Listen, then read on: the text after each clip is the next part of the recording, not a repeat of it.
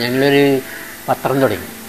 ഞാൻ ഡെന്നീസും ഒരു CEO Augustine എന്ന് പറഞ്ഞ ഒരാളുണ്ടായിരുന്നു, അയാൾ എൻജിനീയറാണ്. അതിലൊക്കെ കൂടി ഒരു പത്രം, ചിത്ര പൗർണമി എന്ന് പറഞ്ഞൊരു വീക്കിലി, അത് ആരംഭിച്ചു. അതിൻ്റെ ചീഫ് എഡിറ്റർ സെബാസ്റ്റ്യൻ പോളായിരുന്നു. ഈ ടെക്നോളജി ഒന്നും ഇത്രയും വികസിക്കാത്തൊരു കാലത്ത് ഞങ്ങളുടെയൊക്കെ മനസ്സിൽ പല ആശയങ്ങളുണ്ടായിരുന്നു, ഡിസൈൻ സംബന്ധിച്ച്, ലേഔട്ട്. അപ്പോൾ അത് സാധാരണഗതിയിൽ സാധ്യമാകാത്ത, ഇന്ന് അനായാസം സാധ്യമാകും. കാരണം കമ്പ്യൂട്ടറിൽ നമുക്ക് എന്തും ചെയ്യാം, DTPയിൽ എന്തും ചെയ്യാം. പക്ഷേ ചെയ്യാൻ കഴിയാതിരുന്ന കാലത്തും വളരെ ക്രൂഡ് ആയ ടെക്നോളജി ഉപയോഗപ്പെടുത്തി പുതിയ ഡിസൈൻസ് കൊണ്ടുവരുന്നതിന്, ഞങ്ങളുടെ മനസ്സിലുള്ളതുപോലെ ലേഔട്ട് ചെയ്യുന്നതിനൊക്കെ കിത്തോ വലിയ വൈഭവം കാണിച്ചിട്ടുണ്ട്.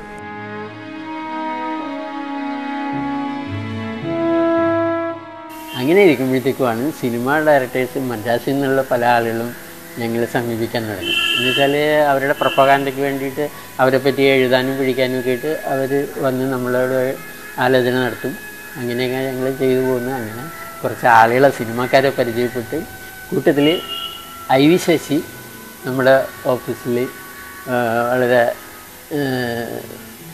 ഇൻട്രസ്റ്റോടു കൂടി, പുള്ളി താല്പര്യം എടുത്തുകൊണ്ട് ഞങ്ങളുടെ ഇവിടെ വന്ന് IV ശശിയായിട്ടുള്ള ഒരു സമ്പർക്കവും സ്നേഹബന്ധവും ഒക്കെ വന്നു കഴിഞ്ഞതിന് ശേഷം AJ കുര്യാക്കോസ് എന്ന് പറയുന്ന ഒരു വ്യക്തിയെ ഒരു പ്രൊഡ്യൂസറായിട്ട് ലഭിച്ചതാണ് സിനിമയിലേക്ക് കടക്കാനായിട്ട് ഒരു അവസരം വന്നത്. ആ പടത്തിൽ കലാസംവിധായകനായിട്ട് എനിക്ക് അവസരം തന്ന IV ശശി പരസ്യകലയിലും ആദ്യമായിട്ട് അവസരം കിട്ടിയത് ആ ചിത്രത്തിലാണ്.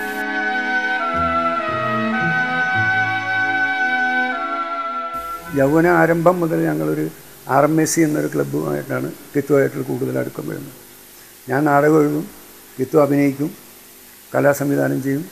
കിത്തു ഒരു ഓൾറൗണ്ടറായിരുന്നു. കാരണം ഞാൻ സിനിമയിലേക്ക് വരാനൊരു നിമിത്തം വേണമെങ്കിൽ കിത്തു എന്ന് വേണമെങ്കിൽ പറയാം. കാരണം ഈ മനോഹര തീരം എന്നുള്ളൊരു സിനിമയുടെ അതിൻ്റെ പ്രൊഡ്യൂസറുടെ ഒരു മീഡിയേറ്റർ എന്ന് വേണമെങ്കിൽ പറയാം, ഒരു മാത്യു വരെയൊക്കെ ഉണ്ടായിരുന്നു. അദ്ദേഹം വന്ന് കിത്തുവിനോട് ഇങ്ങനെ IV ശശിയെ കാണാൻ ഹൈദരാബാദിൽ പോകണമെന്ന് പറയുന്നു. അപ്പോൾ ഞാനവിടെ ഓഫീസിൽ പോകുന്നു. ഇവരെന്നെ എന്തൊക്കെയോ പറയാനുണ്ട്. കുറച്ച് കഴിഞ്ഞ് കിത്തുവിനോടെന്ന് പറയുമ്പോൾ ഇങ്ങനെ ഒരു ഹൈദരാബാദിൽ പോകണം, താനും കൂടി വന്നതെന്ന് പറഞ്ഞു. ഞാൻ പറഞ്ഞു ഞാൻ വരുന്നു.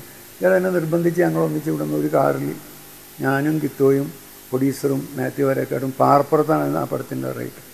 അങ്ങനെ IV ശശിയെ കണ്ട് ഈ സ്ക്രിപ്റ്റ് വായിക്കാനാണ് പോകണം. IV ശശിയുടെ പാറപ്പുറത്ത് ഞങ്ങൾ കൂടെ ഒരു ആഘോഷ കമ്മിറ്റിക്കാരായിട്ടാണ് പോകണം. അപ്പോൾ എനിക്ക് സിനിമയിൽ സ്ക്രിപ്റ്റ് എഴുതണമെന്ന് അന്നൊന്നും ആഗ്രഹമൊന്നും ഉണ്ടായില്ല. അപ്പം അങ്ങനെ ഒരു ബന്ധത്തിൽ നിന്നാണ് എൻ്റെ ഒരു സിനിമ ലൈഫ് തുടങ്ങുന്നത്. ഞങ്ങളുടെ മറ്റ് പ്രവർത്തനങ്ങളും ഇതോടൊപ്പം നടക്കുന്നുണ്ട്. പത്രപ്രവർത്തനം, മറ്റ് പിന്നെ ആനുകാലിക പ്രസിദ്ധീകരണങ്ങളിലുള്ള ഇല്ലസ്ട്രേഷൻസ് കാര്യങ്ങളൊക്കെ നടക്കുന്നുണ്ടായിരുന്നു അതോടൊപ്പം തന്നെ. ആ സമയത്ത് തന്നെ സിനിമയിലേക്ക് കൂടുതൽ അവസരങ്ങൾ വന്നപ്പോഴത്തേക്കും അതൊക്കെ പതുക്കെ വലിഞ്ഞ് പിന്നെ സിനിമ പ്രവർത്തന മേഖലയിലേക്ക് പോകുന്നു. അങ്ങനെ വന്നു കഴിഞ്ഞ് കുറേ കൂടി ഇതായി കഴിഞ്ഞപ്പോഴത്തേക്കും ഒരു സിനിമ തന്നെ പിടിക്കണമെന്ന് തോന്നി. അങ്ങനെ ആദ്യമായിട്ട് ഞങ്ങളൊരു ഞാനും ഡെന്നീസും കൂടെ ഒരു സിനിമ, ഉണ്ണികൃഷ്ണൻ്റെ ആദ്യത്തെ ക്രിസ്മസ് എന്ന് പറഞ്ഞൊരു സിനിമ പ്രൊഡ്യൂസ് ചെയ്തു. ആ പടം ഞങ്ങളെ ഒരുമാതിരി വലച്ച്. അതോടുകൂടി സിനിമാ നിർമ്മാണം നമുക്ക് യോജിച്ചതല്ല എന്ന് മനസ്സിലാക്കി പതുക്കെ പിന്മാറി.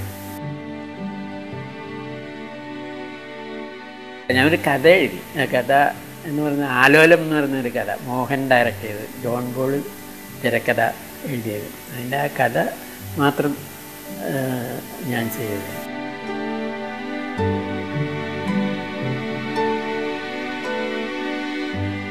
ബോളിവുഡ് മദിരാശി സിനിമാ പോസ്റ്ററുകളുടെ വർണ്ണ കാലുഷ്യത്തിൽ നിന്നും അക്രാമകമായ രൂപവിന്യാസങ്ങളിൽ നിന്നുമുള്ള വഴിമാറി നടപ്പായിരുന്നു കിത്തോയുടെ മലയാള സിനിമാ പരസ്യങ്ങൾ.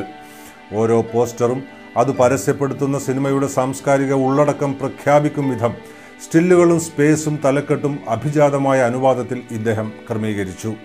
മലയാള സിനിമാ പരസ്യകലയിലെ ട്രെൻഡ് സെറ്ററായി തീർന്നു കിത്തോ. ഞാനൊക്കെ വർക്ക് ചെയ്യുന്ന കാലത്ത് പരസ്യകലയും ഈ കലാസംവിധാനമൊക്കെ ഒരുമിച്ച് തന്നെയാണ് ചെയ്തിരുന്നത്. അതെന്ന് വെച്ചാൽ കഥയും തിരക്കഥയും അത് അവരുമായിട്ട് ആദ്യം തുടങ്ങി തന്നെ ഒരു ബന്ധം ഉണ്ടാവും. ഈ കലാസംവിധാനം ചെയ്യുമ്പോഴത്തേക്കും ഏതാണ്ട് സ്ക്രിപ്റ്റൊക്കെ നമുക്കൊന്ന് മനസ്സിലാവും. അത് കഴിഞ്ഞിട്ട് അതിനൊക്കെ വേണ്ടി വർക്ക് ചെയ്ത് വരുമ്പോഴത്തേക്കും നമ്മൾ അതിനകത്ത് ഇൻവോൾവ്ഡ് ആവും. അത് കഴിഞ്ഞിട്ടാണ് പിന്നെ പരസ്യം. അപ്പോൾ നമുക്ക് പരസ്യകല ചെയ്യാനും സുഖമാണ്. അത് ഇന്ന കാര്യങ്ങളൊക്കെ പ്രതിഫലിപ്പിക്കണം, അട്രാക്റ്റീവായിട്ടുള്ള കാര്യങ്ങളൊക്കെ നമുക്ക് ആ കൂടെ നടക്കുന്നതുകൊണ്ട് അതൊക്കെ അറിയാനും പറ്റും. ആരോരും അറിയാതെ എന്ന ഒരു ചിത്രം, അതിന് സ്റ്റീൽസൊന്നും കിട്ടിയില്ല. നമുക്ക് ഉള്ള കഴിവ് വെച്ചിട്ട് കാരിക്കേച്ചേഴ്സ് ഒക്കെ എല്ലാവരുടെയും നടിനടന്മാരുടെയൊക്കെ സ്കെച്ച് ആക്കി ഒരു പോസ്റ്റർ, കുറേ പോസ്റ്ററും പേപ്പർ ഡിസൈൻസൊക്കെ ഉണ്ടാക്കി. ഒരു മലയാള ചലച്ചിത്രം, അത് കെ.എസ്. സേതുമാധവൻ സംവിധാനം ചെയ്ത്, കഥ കമലിൻ്റേത്, ജോൺ പോളിൻ്റെ തിരക്കഥ, അങ്ങനെ ഇറങ്ങിയ ഒരു സിനിമയാണ്. വളരെ കൗതുകകരമായ, വളരെ ദിവസങ്ങൾ ഓടിയൊരു ഫിലിമായിരുന്നു, ആരോരും അറിയാതെ. പക്ഷേ ഈ പടം റിലീസാകുന്നതിന് മുമ്പ് തന്നെ ഇതിൻ്റെ പരസ്യങ്ങൾ വന്നു തുടങ്ങി ഒരുപാട്.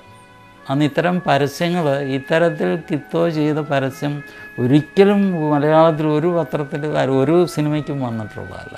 കാർട്ടൂൺ രീതിയിലുള്ള ഒരു കുറേ പരസ്യങ്ങൾ തുടരെ വരാൻ തുടങ്ങിയപ്പോഴേ സിനിമയെക്കാട്ടിൽ കൂടുതൽ ഈ പരസ്യങ്ങളെ വായനക്കാർ ശ്രദ്ധിക്കുകയും സ്നേഹിക്കുകയും ചെയ്തു എന്നുള്ളതാണ് സത്യം. ഈ സിനിമയുടെ ഒരു വൻ വിജയത്തിൻ്റെ നല്ലൊരു ശതമാനം കിത്തോയുടെ ഇല്ലസ്ട്രേഷൻസ് ആയിരുന്നു. ഒരു സിനിമ തിയേറ്ററിലെത്തുമ്പോൾ പ്രേക്ഷകർക്കിടയിലേക്ക് കൂടുതൽ പ്രേക്ഷകരെ ആ തിയേറ്ററിലേക്ക് ആകർഷിക്കാനായിട്ട് ഒരു പോസ്റ്റർ ഡിസൈന് കഴിയും. അത്തരം ധാരാളം പോസ്റ്റർ ഡിസൈൻ ചെയ്തിട്ടുള്ളൊരു വ്യക്തിയാണ് കിത്തോ. ആരോരും അറിയാതെ എന്ന സേതുമാധവൻ സാർ സംവിധാനം ചെയ്ത സിനിമ തന്നെ അതിന് ഉദാഹരണമാണ്. മലയാള സിനിമയിൽ ആദ്യമായി കാർട്ടൂൺ വെച്ചിട്ടുള്ള ഒരു പോസ്റ്റർ ഡിസൈനാണ് ആരോരും അറിയാതെ ചിത്രത്തിന് വേണ്ടി കിത്തോ ചേട്ടൻ ചെയ്തിട്ടുള്ളത്.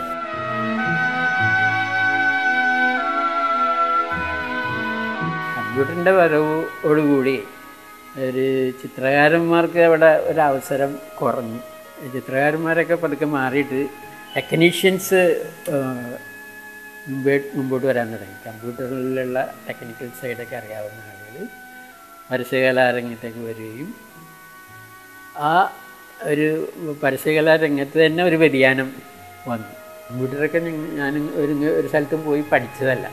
പക്ഷേ കമ്പ്യൂട്ടർ ഒന്ന് വാങ്ങി അവിടെ ഓഫീസിൽ വെച്ചിട്ട് സ്വയം പരിശീലിച്ചെടുത്താണ്.